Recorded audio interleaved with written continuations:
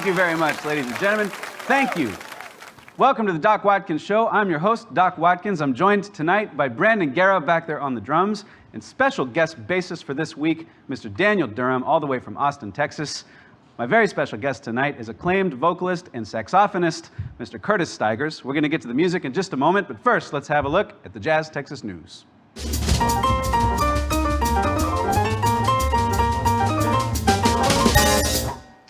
General Mills, which makes Lucky Charms, Cinnamon Toast Crunch, and numerous other cereal brands, plans to sell pouches of Lucky Charms marshmallows as a limited-time item called Just Magical Marshmallows. The product is geared for people who love the taste of Lucky Charms but crave an extra dose of cancer-causing fake sugar and want diabetes. Starbucks announced that its pumpkin spice latte, the drink that started the pumpkin craze 17 years ago, returns this week. This is all part of Starbucks' giant plan to serve you crappy beverages. The company also announced that for a limited time, you can call the Starbucks hotline to hear a variety of prompts that will transport you to the fall season and get you in the holiday mood, including a crackling fire, a hayride through a pumpkin patch, or even some PSL-inspired meditation. And to keep it current, you'll also hear the sounds of hospital ventilators and the screams of people getting nasal swabs at drive-through COVID testing centers. Also, if you enjoy Starbucks pumpkin spice lattes, then why not have it accompanied by a giant bag of Lucky Charms marshmallows, available at all participating Starbucks and diabetes clinics. Domino's has just launched 2 pizza specialties for delivery, the chicken taco pizza and the cheeseburger pizza. In a press release, Domino's vice president said, "Now friends and family who are craving a taco or a cheeseburger won't be disappointed." Yeah, here's a better idea. If you're craving a taco or a cheeseburger, how about just ordering those and screw the pizza? TV star, food maven, and social media queen Chrissy Teigen, who's pregnant, says her eating habits are causing her some problems, and she's eating so much sour candy that her tongue is falling off. Teigen's OBGYN has also recommended she replace her sour candy craving with a healthy diet of Lucky Charms marshmallows and a Domino's cheeseburger pizza. And finally, in his new documentary, You Cannot Kill David Arquette, the 48-year-old actor and aspiring professional wrestler Arquette is aiming to make a comeback in the ring, and he's ready to prove himself worthy to fans and critics alike. Of course, the last Hollywood actor who tried to become a pro wrestler was Mickey Rourke, and we all know how that turned out. And that's it for the JazzTexas news.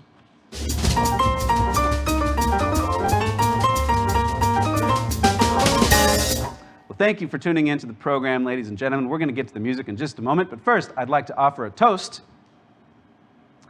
to everyone who tuned in to the show tonight, and especially those who have ordered curbside or delivery from JazzTexas. Our kitchen is now open 5 nights a week, so make sure and get your food and your drinks from JazzTexas and enjoy the program with us. Here's to many more years of jazz music, food, drinks, friends, and family. Cheers, everybody.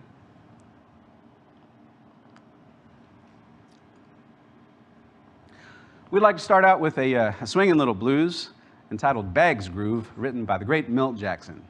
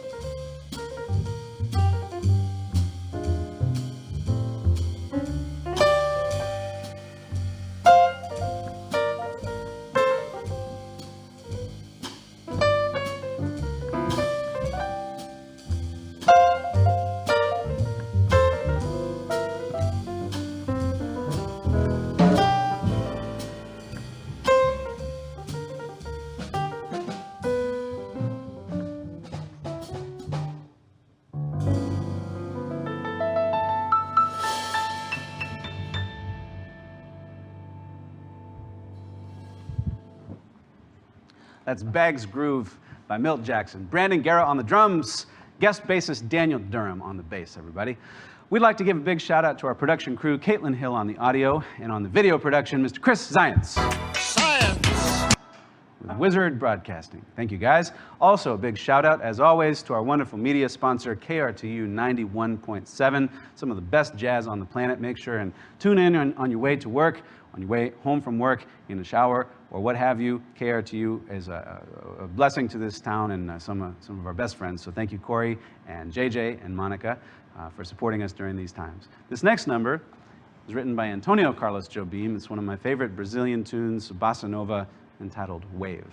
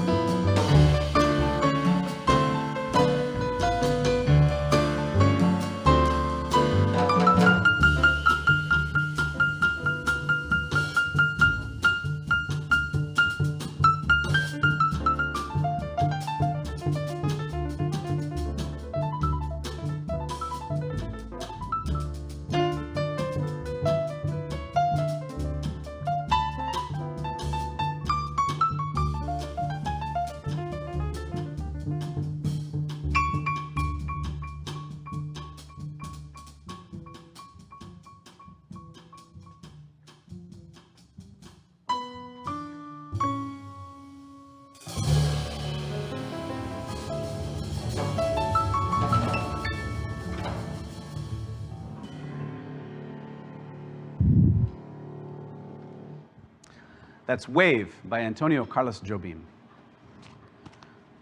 My special guest this evening has been described by the New York Times as an inspired marriage of visceral clout and intellectual savvy. His string of hit singles, millions of albums sold, and a 28-year recording career have shown his commitment to artistic growth and adding new tunes to the Great American Songbook. His repertoire is a reflection of his appreciation for the fundamentals of tone, craft, and quality. Ladies and gentlemen, please welcome to the program the great Mr. Curtis Stigers. Curtis, hey, Doc. Welcome to the show. Thank you, sir. Thanks for having me. You look marvelous. Do you always dress that way around the house? Yeah, I sleep in this. Great. Do you deal with the issues of ironing when you sleep in your suit? Because that's what I do too, and I get out of bed every morning and it's just a mess. And I just take a steam shower in the morning, and it just yeah. Anyway. Do you shampoo in the same shower? I think we're getting a little too personal here. Hey, by the way, that Wave was fantastic. That was so grooving. What a great trio. And I'm a pro masker. I believe in wearing masks. This was the first time I felt sorry for someone wearing a mask when your bass player had to keep pulling his mask up and playing a solo. But I thought it actually influenced his phrasing really well, because he sort of do do do do do break do do do do. It was interesting. So They should make Go that ahead. required issue for all incoming music students now. Yeah. It's what you're not playing while you're adjusting your mask that's most important in a solo. They should design a mask that falls off every 5 seconds, which requires you to breathe with the music. Just like a horn player has to take a breath and they can't just go on forever, the bass player has to. I think that's a terrific idea. Hey, who said good welcome. things couldn't You can come use out it. of the coronavirus? I know, we're learning all kinds of things in the arts these days. So Curtis, you're at your home in Boise, Idaho. Yes. You've played here at JazzTexas before. Most of the touring acts that come through are either in New York or in LA, and you're in Boise. Why Boise? Well, I grew up here. I lived in New York City, well, in the New York metropolitan area for 16 years, from 87 to 03. At the beginning of the 2000s, actually my daughter was born in 2000, and then 9/11 happened in 2001, obviously, and it just didn't seem like the place to raise a kid. So we moved here to Idaho, where I grew up, and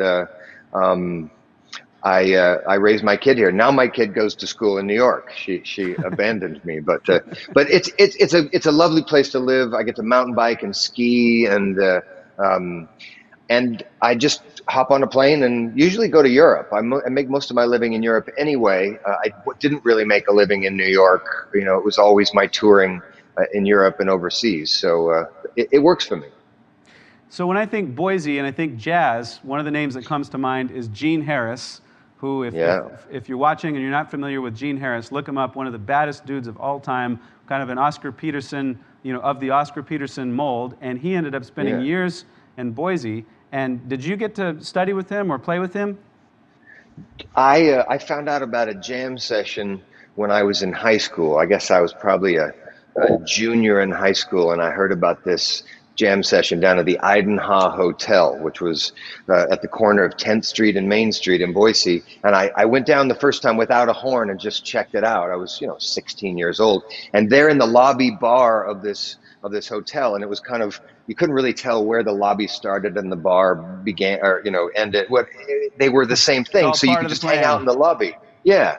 And so I saw these people playing, and this amazing pianist, and I thought, well, I could probably do that. So the next week I brought my clarinet, and I sat in and made god-awful noises, I'm sure. And Gene said, "Yeah, baby, you sound great.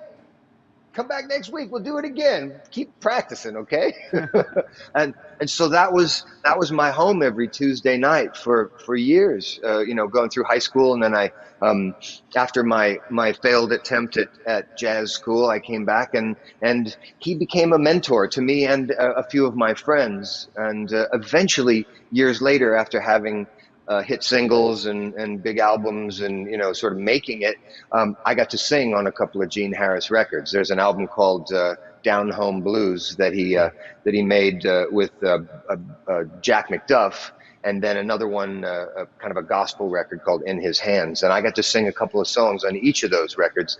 And, you know, by that point I'd played with Elton John and duetted with Al Green and, you know, hung out with Bonnie Raitt and, you know, opened for Prince. But, you know, playing on a record with my childhood idol, mentor, teacher, friend, tequila buddy, you know, it was pretty amazing. We lost Gene in 2000, and it was just a huge heartbreak for us because he took a town like Boise, Idaho, and I'm sure you know the feeling a little bit. He took a town like Boise, Idaho, and he turned it into a jazz town while he was here. That people really understand how to listen to jazz, where to clap, that sort of thing. You know. Yeah. And it's because of Gene. Anyway, he's a great mentor and friend of mine. So you have a recording career spanning 28 years, going on 3 decades. 29 now. Here, let's 29. be honest. So we got to update the bio. Yeah, no kidding. How in 29 years, how has the jazz business changed? Well, I started in the pop business, first of all. I mean, as far as the record business, I always just played music. You know, on Monday night I was in a blues band, you know, back in school. Tuesday night I went to Gene Harris's jam session, and the rest of the week I either played with a rhythm and blues band or a punk rock band. You know, I mean, I played music.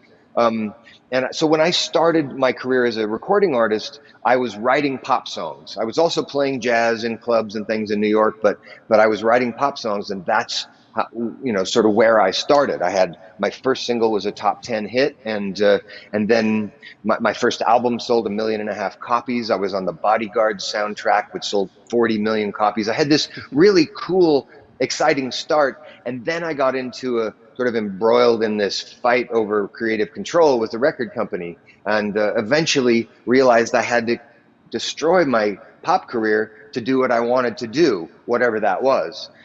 I went back to jazz because that's what I grew up studying. That's what I grew up really loving. I still like to sit around and play my guitar, and I love Willie Nelson, and I love Charlie Parker, and I love the Sex Pistols. You know, I like music, but I have made jazz records for, you know, I made 12 records for Concord Jazz, and now my latest is out on MRC Records since the turn of the century. So I made pop records for a few years, but I've played jazz for 20 years. The jazz world is a lot of different worlds, you know. I mean, it's hard to describe. I'm still trying to prove that I'm not just, you know, like a Rod Stewart who just popped in for a minute and you know, did a standards record and left. You know, I mean, 13 records on, I'm still trying to prove that, you know, I belong in the. Well, if I may say so, you played a show here at JazzTexas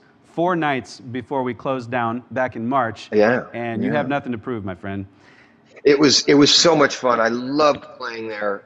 It was our second to last, our penultimate gig before the shutdown. The next night we played in Austin, and those 2 nights were such a riot. I mean, that's what I'm clinging to, are those 2 nights of beautiful music played for people who wanted to hear it, and I seem to remember some really good wine as well was had there.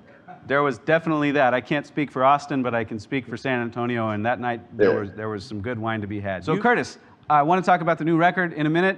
You've got a new record coming out, but first you mentioned Willie Nelson and the guitar earlier.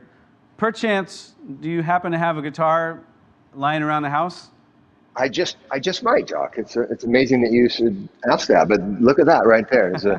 Would nice, you play something for us? Gibson J45. I will. This is the first song from my new album. The album's called Gentleman. This is called Lately I've Let Things Slide. It's a song by a friend of mine and hero of mine by the name of Nick Lowe. And I think it really fits the lockdown pandemic sort of thing. It sort of talks about how far I've fallen.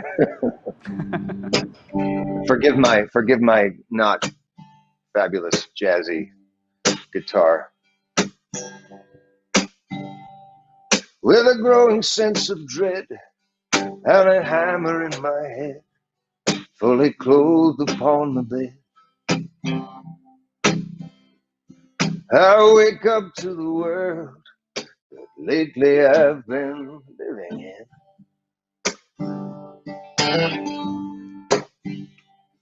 There's a cut upon my brow. Must have banged myself somehow that I can't remember now. The front door's open wide. Lately, I've let things slide.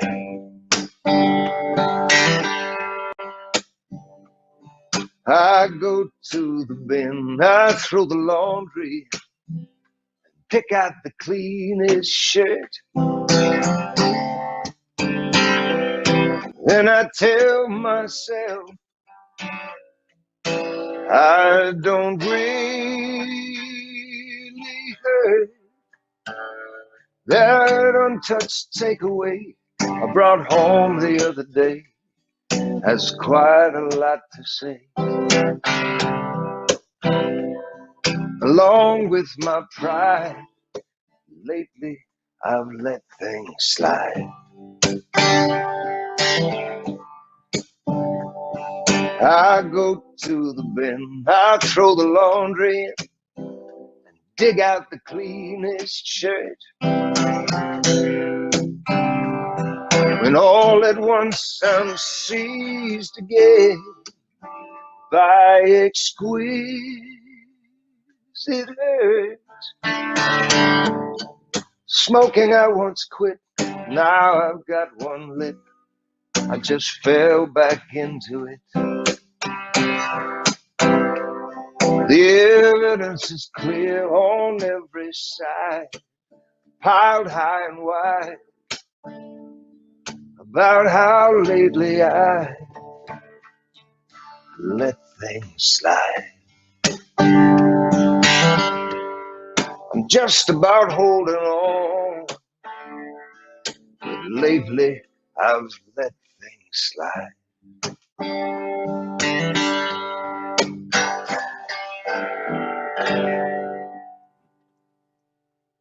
That's Curtis Stigers, ladies and gentlemen, playing a track off his latest record. Curtis, you've got a new record coming out. What else can we expect? Well, the album is out. I'm not touring. You might have noticed. I finished in Texas. Where can you go from Texas? Really? What can we expect on the new record? Oh, I see. The record has a few originals. It was co-produced, and many of the originals were co-produced with and by Larry Goldings. Larry and I produced the album. He played all the piano and organ. I love Larry Goldings. He's a genius. He's so much fun to work with. We've made quite a few records together over the years, and this seemed like a perfect project. Originally, we were just going to make a piano vocal record, but you know, it needed some bass, it needed some drums here, and it grew into something. I also worked quite a bit with a songwriter called David Poe. So there are more originals on this record than usual, and then there are the sort of what I think of as modern standards. There's a Tom T. Hall song, and there's a song that was written by Larry Goldings and a Nashville writer called Bill Domain called Shut-ins, and that really fits the pandemic as well. So it's a record like most of my records that's all over the place because I like all different kinds of music. I grab songs from here and there and here and there. We also do After You've Gone, you know, the old standards. So there's a lot of a few different things. Cool. Well, we can't wait to get it, and you can find that on Curtis's website, which is down there at the bottom, curtisstigers.com. You've got a lot of great stuff on the website, and also, if I'm not mistaken, you have a new Patreon account coming out in the next few days. Tell us about that. Yeah, I'm launching a Patreon page this week. I have been home for the last 5 months, almost 6 months now, and I wasn't playing. I needed an outlet, and so I started making these little movies just for fun. I learned how to use iMovie and edit, and now I've churned out some kind of cool things. So I'm using Patreon as a way to get that stuff out there, and it's mostly, you know, it's me playing my songs that I don't often play live with my jazz group. It's videos that I've made, I don't know, little documentaries that, and even a joke of the month club. I tell a pretty good joke every now and then, and a few bad ones. I'll sign up for that. Yeah, you can use them all. They're yours, Doc. Can I? I will. I stole them, yeah. Hey, write me some Kawhi Leonard jokes. I'm running out. Curtis, thank you so much for joining us on the program. You sound fabulous. I can't wait till we can have you back here at the club in person. And in the meantime, we're going to check out your website, curtisstigers.com. We're going to look for your Patreon, which is coming any day now. And until then, keep it swinging and enjoy the beautiful weather up there in Boise. Beautiful town. Yeah, it's nice. It's good. Well, you guys take care down there. Keep making money off of that takeout as best you can. I know how hard it is to be a restaurateur and a bar owner at this time. So thinking of you guys, and take care. Wear your masks. All right. Thank you, Curtis. We'll see you next time, okay? Thanks.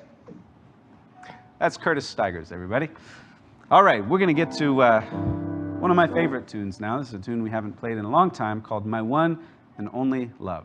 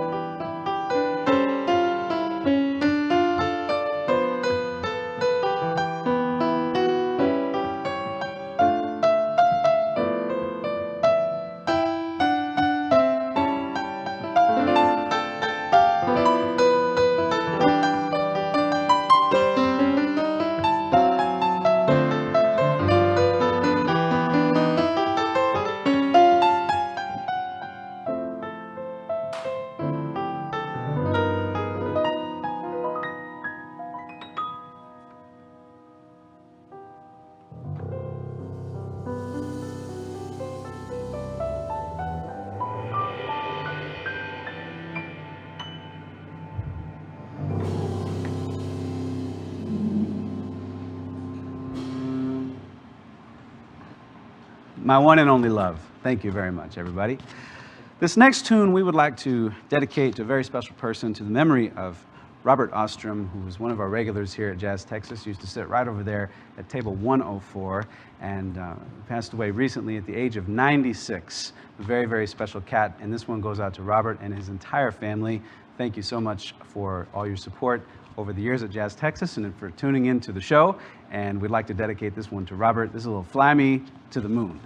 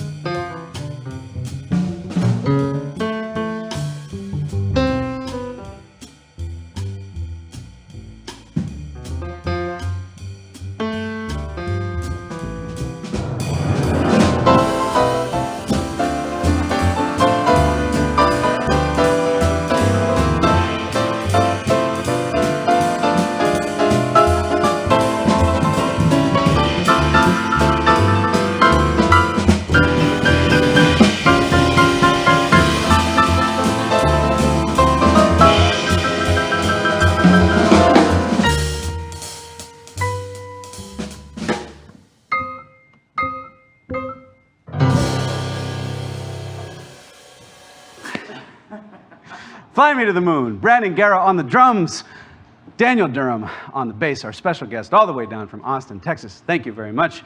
Well, ladies and gentlemen, it's that time of year again. We know that it's hot outside. Pandemic just won't stop. There's nothing to do. We're all stuck in our houses, and many of us are turning to board games and other interesting activities like watching silly puppy, kitty, and unicorn videos on YouTube. We here at JazzTexas have invented our own unique board game which you can play along with right there from the comfort of your own boudoir. So without further ado, let's play the board game.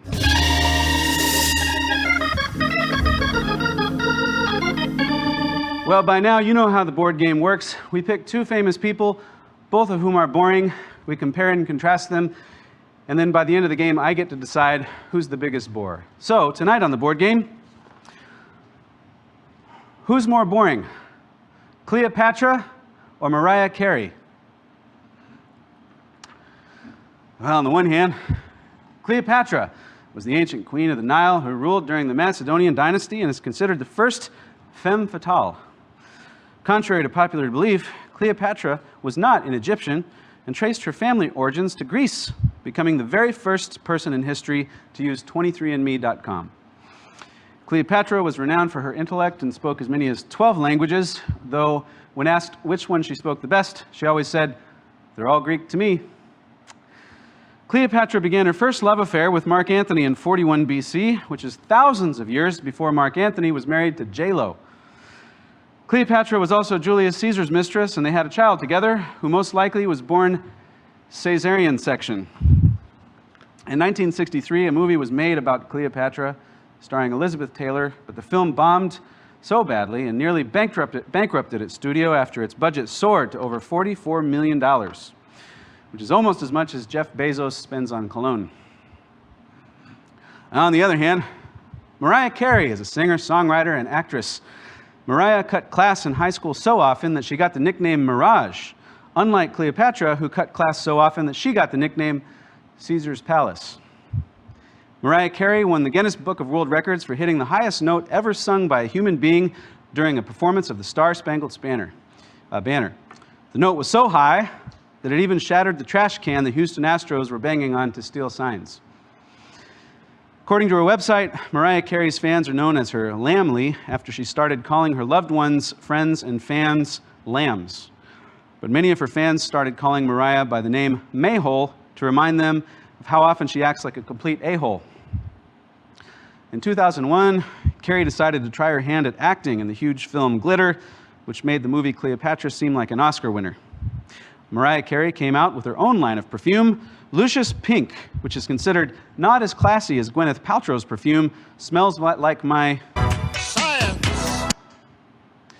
Well, it's a tough call, ladies and gentlemen, but if you had to choose who bores you the most, Cleopatra or Mariah Carey, the correct answer is Mariah Carey. And thanks for playing the board game.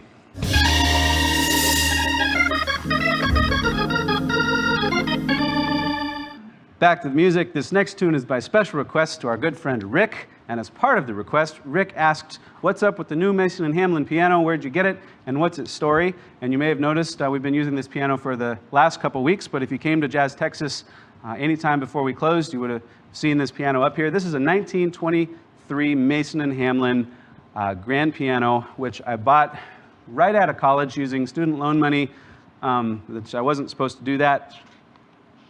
So don't go after me, but I bought a piano instead, and I bought it sight unseen off of eBay, believe it or not. Don't ever do that, but I did it and it worked out okay. It's a whole nother story, which we'll get into on another episode. But I had it rebuilt by a terrific piano rebuilder in Strawberry, Arizona, named Nick Gravagna, who is most likely not watching tonight's program, and he did a wonderful job. So it's a 1923 piano, but all the insides and the guts are about 15 years old. But they've been played by me so long that in Doc Watkins' years, it's about 175 years old at this point. So it's a new, old piano. So Rick, thank you for the request. This one's for you, buddy. The Way You Look Tonight. I can't believe I called you buddy. I hate when people call me buddy. Like, hey, champ, tiger, boss. Annoying.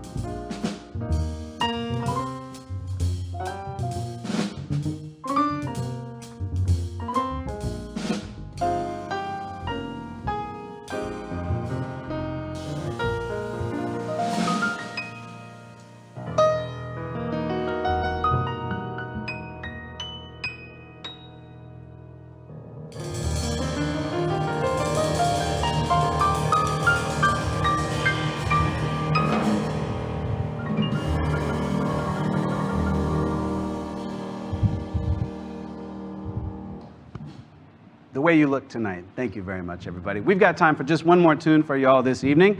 Make sure and tune in to the live stream this Friday and Saturday night. We're live here at Jazz Texas at 8 p.m. Texas time every Tuesday, Friday, and Saturday. Make sure and order your drinks and your food from the Jazz Texas Kitchen and Bar. We've got a great program for you on Friday night. Daniel Durham will be back on the bass and Brandon Guerra on the drums, and our special guest will be the wonderful Champion Fulton, a wonderful pianist and vocalist from New York City. We're going to talk to her. It's going to be a great show. Finally, many of you have asked, how can we support Jazz Texas during these times?